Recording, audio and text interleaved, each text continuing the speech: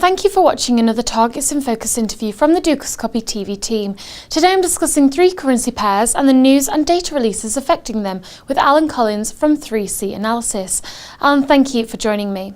Firstly, let's take a look at the dollar, as this has been trading higher over this weekend.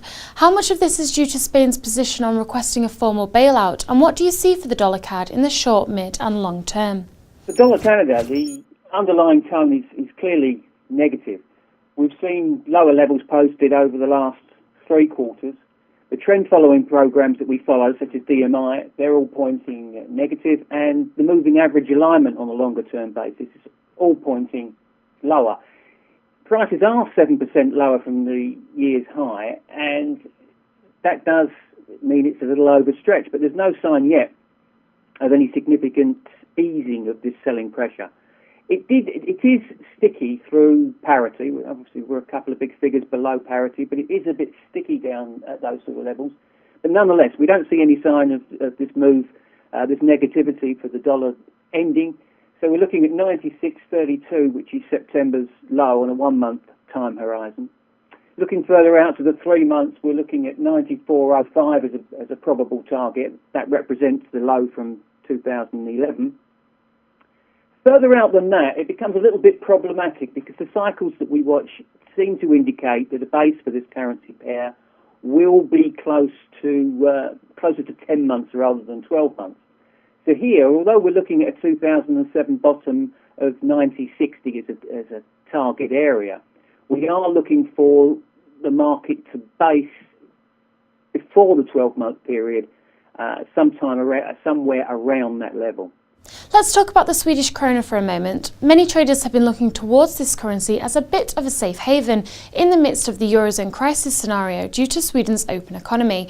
What do you see for the Euro SEK? That is a very interesting cross because it's come off 30% since the 2009 high, an enormous amount. But over the last 2 months, we've seen some indications that it is bottoming. There were some clear signs of positive divergence, and that did lead to a bullish hammer pattern in August. And that's a pattern that very often signals a complete change of investor sentiment from negative to outright positive. And we believe it's the beginning of a significant rally. Now, it's going to be volatile because the Euro Stoxx is always a volatile cross, but we're looking at 881.5 as an objective in the 1 month, and then 890.70 on a 3-month horizon. But the latter level, 890.70, is very significant. 62% correction at the 2011-12 decline. So that's going to be a tough nut to crack. 62% generally are. However, as we look for 12 months, we are expecting setbacks nowadays to be bought. And so on a 1-year time horizon, we're looking at 9.17, the figure. That happens to be this year's high, to be retested. Lastly, the Hungarian central bank surprisingly cut its key policy rate by 25 basis points last month. The HUF has been pulling lower on rumours the IMF deal is approaching. What effect would this have on the currency?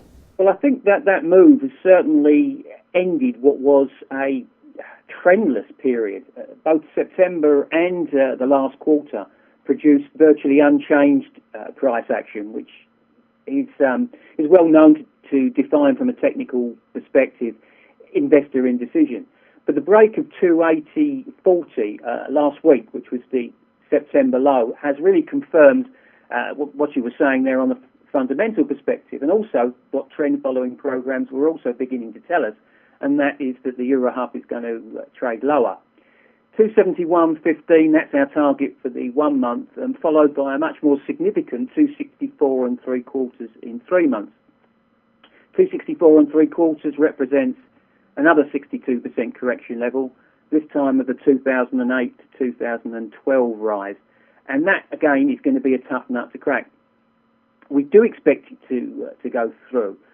But if we go back to the cycles that I was talking about earlier on, here in the Euro HUF, we're looking for a low to be created in a much shorter time frame than 12 months, but longer than 3 months. And it's probably in the 261, 263 congestion area, which really was quite dominant through 2009 and 2011. So from there, we're looking for a bounce in this currency pair, and we think it'll end in 12 months' time closer to the 287.5 to 291, the figure area. Thank you, Alan, for your insights and opinions today. There will be another Targets in Focus interview on Wednesday with my colleague Rowena Harris-Doughty. Have a great week.